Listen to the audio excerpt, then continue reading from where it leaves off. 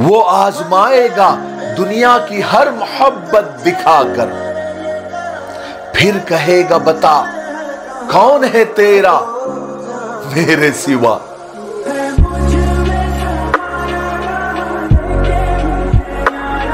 मांगने की शिद्दत कबूलियत की सबसे बड़ी दलील होती है।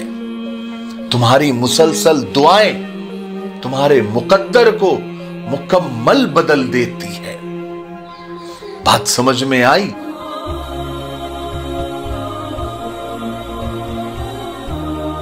वैसे क्या घटिया चीज है यह फरेब मोहब्बत। तुम जैसों को भी हम जैसे तरस जाते हैं।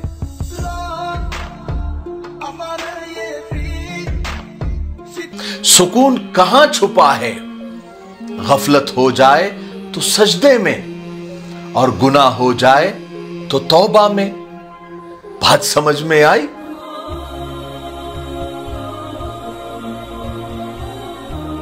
सब्र भी रंग लाता है और गुस्सा भी रंग लाता है, मगर सब्र के रंगों से जिंदगी हसीन हो जाती है, जबकि गुस्से का रंग मोहब्बत के सब रंगों को निगल जाता है। इसलिए गुस्से से परहेज करें। बात समझ में आई?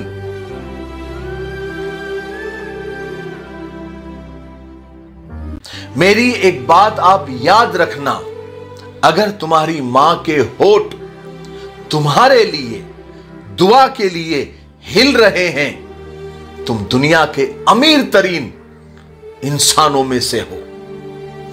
बात समझ में आई?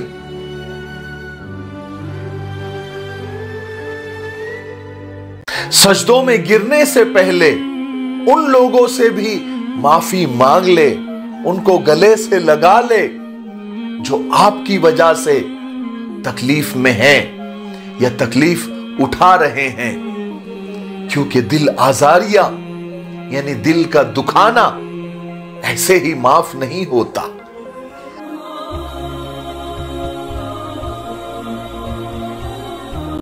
एक फिरौन पे नहीं मुश्तमिल यहां अना परस्ती। मैंने हर शख्स के तेवर में खुदा देखा है।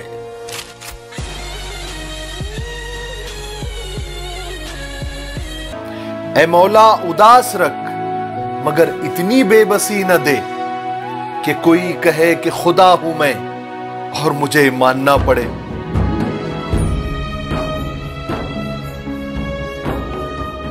बहुत थक गए हो या बहुत टूट गए हो या बहुत मायूसी छा गई है तो किसी को कानो कान खबर ना होने दे।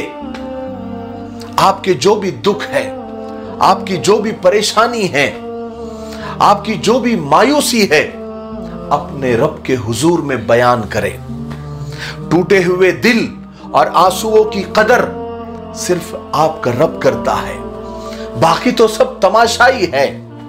रमजान का मुबारक महीना चल रहा है। उठिए, बिस्तर को छोड़िए और तहज्जुद पढ़िए और गिड़गिड़ाकर अपने रब के सामने अपने गुनाहों का एतराफ कर ले, इकबाल जुर्म कर ले, माफी मांग ले, तौबा कर ले। मेरा आप यकीन करें, बहुत सुकून मिलता है, बहुत ज्यादा सुकून मिलता है। आप कोशिश तो करें। ख्वाहिश रखना गलत नहीं है, ख्वाब देखना जुर्म नहीं है, किसी को चाहना गुनाह नहीं है। अरे ये तो इंसान की फितरत है।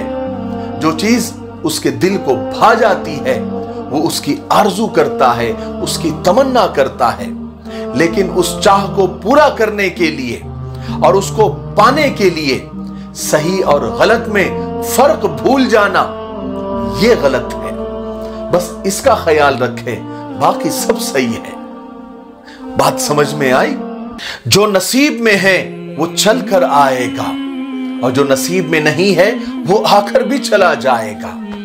देखिए, जिंदगी को इतना सीरियस लेने की जरूरत नहीं है।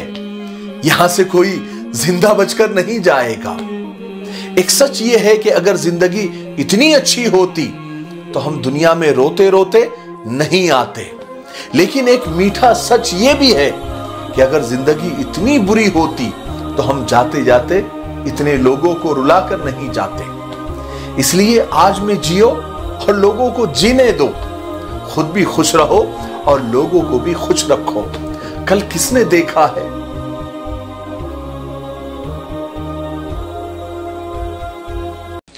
एक वक्त था जब मंत्र काम करते थे, फिर एक समय ऐसा आया जब तंत्र काम करने लगे, फिर उसके बाद एक समय ऐसा भी आया जब यंत्र काम करने लगे।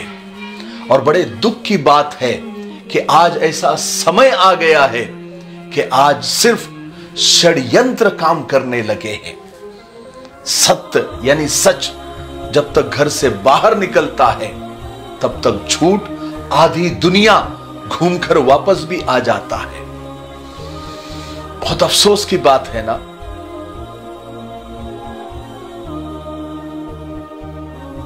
सबक देने का माहिर हो गया है जमाना, यहां हर कोई एक दूसरे का उस्ताद नजर आता है।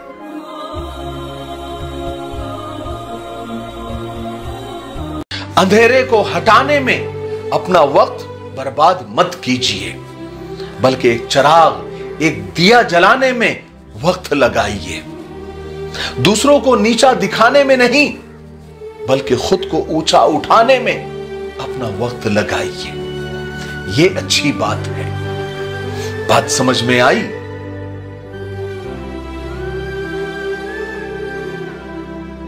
सिर्फ लिबास ही महंगा हुआ है जनाब, आदमी आज भी 2 कौड़ी का ही है।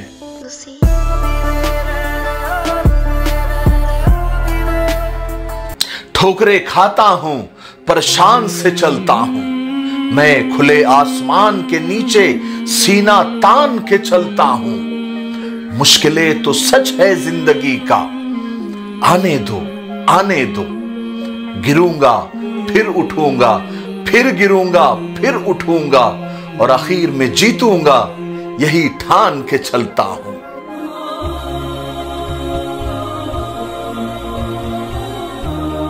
चलते हैं दबे पांव कि कहीं कोई जाग न जाए, गुलामी की असीरों की यही खास अदा है। होती नहीं जो कौम हक बात पे यकजा, उस कौम का हाकिम ही फकत उसकी सजा है।